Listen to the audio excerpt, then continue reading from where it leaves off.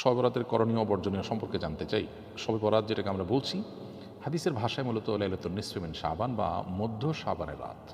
এই মধ্য শাবানের রাত, এ রাতের করণীয় বলতে আল্লাহ তাআলা এ রাতে বান্দাকে সাধারণ ক্ষমা ঘোষণা করেন হিংসুক এবং যারা শিরকে লিপ্ত সে সমস্ত মানুষগুলো ছাড়া। অতএব কারো প্রতি শত্রুতা, বিদ্বেষ, হিংসা পোষণ করা কিংবা শির থেকে বেঁচে থাকাটা হলো আমাদের কর্তব্য, যাতে করে সাধারণ ক্ষমার আওতায় আমরা পড়তে পারি। এ রাতে সারা রাত জেগে নামাজ পড়ার জন্য স্পেশাল বা বিশেষ কোনো নির্দেশনা, কোনো বিশুদ্ধ হাদিস দ্বারা প্রমাণিত হয়নি। তবে এ সম্পর্কিত, এ রাতের ফজিলত সম্পর্কিত আরও বিভিন্ন হাদিস বর্ণিত হয়েছে, যেগুলো বেশিরভাগই দাইফ। তবে সাধারণ ক্ষমার ঘোষণা সংক্রান্ত হাদিসটা গ্রহণযোগ্যতার লেভেল পর্যন্ত যায়। সেজন্য লাইলাতুল বরাত যেটাকে আমরা বলছি, শবে বরাত যেটাকে আমরা বলছি, যেটা মূলত মধ্য শাবানের রাত হাদিসের ভাষ্য অনুযায়ী, সে রাতের ফজিলত এতটুকু আছে যেটা সাধারণ ক্ষমার রাত। অতএব ক্ষমা লাভের জন্য চেষ্টা করা প্রশংসনীয়। কিন্তু এর বাইরে মন গড়া অনেক বিষয় আছে যেগুলো এই রাতকে ঘিরে আমাদের সমাজে হয়ে থাকে। হালুয়া রুটি থেকে নিয়ে পটকা বা আতশবাজি করানো, পটকা ফুটানো, আতশবাজি করা, তারপর আলোকসজ্জা করা, অনেক মসজিদ, অনেক দিনই প্রতিষ্ঠান আলোকসজ্জা করা হয়। এগুলো আমাদের কালচারের সাথে মিশে গেছে, যদিও কোরআন হাদিসে এগুলো করার জন্য কোনো নির্দেশনা আমাদেরকে দেওয়া হয়নি। এগুলোকে ইবাদত মনে করে আমাদের করা উচিত হবে না, কারণ বিদআতের যে কনসেপ্ট শরীয়তের, সেই কনসেপ্টের আলোকে এগুলো আমরা করতে পারি না, বরং আমরা আল্লাহর কাছে সাধারণ ক্ষমা লাভের জন্য চেষ্টা করতে পারি। জাস্ট এটুকু। এরপরে প্রশ্ন হলো, জাকাতের টাকা বছর পূর্তির সাথে সাথে না দিয়ে তা যদি কাছে রেখে সারা বছর ব্যাপী দেই, কোনো সমস্যা আছে কিনা? উত্তর হলো, জাকাতের টাকা বছর পূর্তির পর পর না দিয়ে সারা বছর রেখে একটু একটু করে দিলেন, তাতেও জাকাত আদায় হয়ে যাবে। কিন্তু সেটা আলাদা করে ফেলা, হিসাবটা অন্তত অ্যাটলিস্ট করে ফেলা, যে আমার কত আছে লিখে ফেলা, সম্ভব হলে টাকাটাই আলাদা কোথাও রেখে দেওয়া, এটা কর্তব্য এবং ভালো। বাট সেটা না করে যদি আপনি হিসাবটা শুধু রাখেন এবং দিতে থাকেন সারা বছর ধরে একটু একটু করে দিয়ে শেষ করেন, তাতেও জাকাত আদায় হয়ে যাবে। নারীদের প্লাস্টিকের আলগা চুল কি বিক্রি করা যাবে? নারীদের মাথায় আলগা চুল লাগানো মৌলিকভাবে নাজায়েজ কথা এবং শরীয়ত এটাকে সমর্থন করে না। কারণ হলো, এটা নিজের অবস্থা লুকানোর শামিল। এই জন্য মানুষের সামনে আপনার নিজে যা নাই সেটাকে জাহির করার চেষ্টা অনুচিত। বিশেষ করে অনেক লম্বা চুল লাগালাম, আমার অনেক লম্বা চুল আছে, এটা দেখাবার জন্য। বাস্তবে আসলে আমার তো লম্বা চুল নেই। তো এটা আসলে এক ধরনের ধোঁকা, এই জন্য এটা অনুচিত। বাট যদি কেউ লাগান, তাহলে সেক্ষেত্রে মাথার আলগা চুলটা যদি অরিজিনাল চুল হয়, তাহলে সেটা কেনাবেচা করা জায়েজ নাই। আর যদি প্লাস্টিকের চুল হয়, তাহলে সেটা কেনাবেচা করা জায়েজ রয়েছে। এরপরে প্রশ্ন হলো, স্বামী গোপনে দ্বিতীয় বিয়ে করেছে, আমার মানতে কষ্ট হচ্ছে, তবে আমি এই স্ত্রীকে ছাড়ার জন্য বা তাকে হক থেকে বঞ্চিত করার জন্য কোনো চাপ দিচ্ছি না, কিন্তু মনে মনে যে আমার বিষয়টা অপছন্দ হয়েছে, এই জন্য কি আমি গুনাহগার হচ্ছি? না বোন, ইসলাম আমাকে আমাদের সাধ্যের বাইরে কোনো কিছু করতে বলেনি। আল্লাহ বলেছেন, লা ইউকাল্লিফুল্লাহু নাফসান ইল্লা উসআহা। মানুষকে আল্লাহ সাধ্যের বাইরে কোনো কিছু চাপিয়ে দেন না। আপনি একজন স্ত্রী হিসাবে আপনার স্বামী অন্য কোনো নারীকে বিয়ে করলে আপনার মধ্যে কষ্ট লাগা বা খারাপ লাগা কাজ করতে পারে।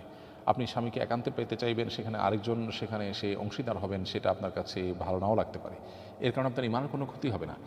মৌলিকভাবে যদি আল্লাহর এই বিধান, একাধিক বিবাহের পদ্ধতি বা সিস্টেম রেখেছেন আল্লাহ তাআলা, এটাকে যদি আপনি অপছন্দ করেন, ঘৃণা করেন, ইসলামের সব ভালো লাগে এটা ছাড়া, এটা যদি আপনি কথা বলেন, তাহলে সেটা আপনার ইমান থেকে খারিজ হওয়ার মতো বিষয় হতে পারে। কিন্তু সেই পর্যায়ে যদি না যায়, বরং আপনি স্পেসিফিক আপনার স্বামী এটা করেছে, সেটা আপনার কষ্টের কারণ হচ্ছে, তার কারণে আপনার কোনো গুনাহ হবে না। বরং আপনি যে সবর করছেন, আপনি যে আপনার স্বামীর এই বিয়ের পরও আপনি বলছেন যে তার হক, অর্থাৎ দ্বিতীয় স্ত্রীর হক যেন নষ্ট না হয়, সেদিকে আপনি খেয়াল রাখছেন, এর কারণে আপনি আল্লাহর কাছে আজর পাবেন, বিনিয়োগ পাবেন। দুনিয়া খুবই সংক্ষিপ্ত বোন, দেখতে দেখতে দুনিয়ার জীবন কিন্তু পার হয়ে যায়। আমরা আজকে যেটাকে খারাপ মনে করছি কালকে ভালো লাগে, আজকে যেটাকে ভালো মনে করছি কালকে যেটা খারাপ লাগে। ভালো হোক আর খারাপ হোক, জীবন শেষ হয়ে যাবে। কিন্তু আমি যে সবর করছি, আমি যে আল্লাহর ফয়সালাকে মেনে নিচ্ছি, আমি যে ধৈর্য ধারণ করছি, এর কারণে আল্লাহর কাছে আপনি অবশ্যই বিনিময় লাভ করবেন ইনশাআল্লাহ তাআলা। এরপরে প্রশ্ন হলো, ইঁদুরের বাচ্চা জায়নামাজে পায়খানা করেছে, যা একদম শুকনো, ঝাড়া দেওয়াতেই পরিষ্কার হয়ে যায়, এক্ষেত্রে কি জায়নামাজ ধোয়ার প্রয়োজন আছে? উত্তর হলো যে, যদিও শুকনো হয়ে গেলে সেটা ঝাড়া দিয়ে যদি পড়ে যায় এবং দূর হয়ে যায় এবং নাপাকি তেমন কোনো আলামত না থাকে, তাতে জায়নামাজ পাক হয়ে যাবে। তারপরেও ধুয়ে ফেললে ভালো, কারণ সেটা কিছুটা পরিচ্ছন্নতার জন্য অধিকতর উপযোগী। পরিচ্ছন্নতা ইমানের অঙ্গ, বিধায় ধুয়ে নেওয়া ভালো। কিন্তু শুকনো যদি হয় এবং সেটা যদি ঝাড়া দিলে চলে যায়, কোনো আলামত না থাকে, তাতে সেই জায়নামাজ নাপাক থাকে না, বা সেটি ধুয়ে পবিত্র করাটা আবশ্যক হয় না। তবে উত্তম হয় ধুয়ে যদি পরিষ্কার করেন এবং পরিচ্ছন্নতার জন্য অধিকতর উপযোগী। এরপরে লিখেছেন মাসুদ রানা, আপনি লিখেছেন, আমি 20 গ্রাম ওজনের একটি রূপার চেইন ব্যবহার করছি, এটি কি জায়েজ হচ্ছে?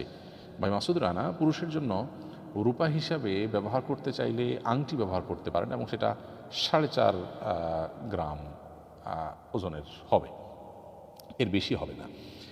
অর্থাৎ আপনি 20 গ্রাম ওজনের, তাও আবার চেইন, এটা যদি ব্যবহার করতে চান সেটা রূপার হলেও করতে পারবেন না, স্বর্ণের তো নাই। আল্লাহ রাব্বুল আলামিন এই জিনিসগুলো মেয়েদের ব্যবহারের জন্য তৈরি করেছেন এবং মেয়েদেরকে ব্যবহার করার জন্য নির্দেশনা দিয়েছেন, তারা ব্যবহার করবেন। পুরুষরা মেয়েদেরকে কিনে দিবেন, তারা পরবেন না, তারা নিজের স্ত্রী, নিজের বোন, মা তাদেরকে পরাবেন এবং পুরুষরা এক্ষেত্রে বরং তাদের জন্য এটাকে নির্ধারণ করে রাখবেন। আল্লাহ রাব্বুল আলামিন অনেক ক্ষেত্রে পুরুষদেরকে তাদের জন্য যেটা প্রয়োজনীয়, প্রযোজ্য সেটা দিয়েছেন, যেটা নারীদের জন্য প্রযোজ্য, প্রয়োজনীয় সেটা নারীদেরকে দিয়েছেন, যার জন্য যা দরকার ইসলাম তা দিয়েছে। এই জন্য তো ইসলাম সমান অধিকারের কথা বলে না, সমান অধিকারে বিশ্বাসও করে না, কারণ সমান অধিকার কখনো ন্যায্যতা নিশ্চিত করতে পারে না, বরং বেশিরভাগ ক্ষেত্রেই ন্যায্যতা যার জন্য যা প্রয়োজন, যখন যা দরকার সেটা দেওয়াটাই হলো ন্যায্যতা। ইসলাম সেটিকেই নিশ্চিত করেছে। এই পুরুষদের জন্য স্বর্ণরূপার ব্যবহারের যে নিষেধাজ্ঞা এবং নারীদের জন্য এটির কোনো নিষেধাজ্ঞা নেই এবং অবারিত সুযোগ রয়েছে, এটি তার একটি উদাহরণ মাত্র। এরপরে প্রশ্ন হলো, একই কসম একাধিকবার করা হয়েছে, তা জোরালো করার জন্য কাফফারা কয়টি দিতে হবে? একই কসম যদি বারবার করা হয়ে থাকে তাহলে সেক্ষেত্রে কাফফারা একবারে দিতে হবে যদি সে কসম ভঙ্গ করা হয়। যতবার কসম করেছেন একই ইস্যুতে, কাফফারা দেওয়ার আগ পর্যন্ত একটা কাফফারাই প্রযোজ্য হবে। আর যদি একই বিষয়ে কসম করেছেন, কাফফারা দিয়েছেন, আবার কসম করেছেন এমন হয়, তাহলে কিন্তু আপনার ভিন্ন কাফফারা দিতে হবে, অর্থাৎ আগের কাফফারা সেক্ষেত্রে যথেষ্ট হবে না। বাট একই বিষয়ে বারবার কসম করেছেন, শেষে ভঙ্গ করেছেন, তাহলে সেক্ষেত্রে সেই কসমের জন্য একটি কাফফারা যথেষ্ট হবে।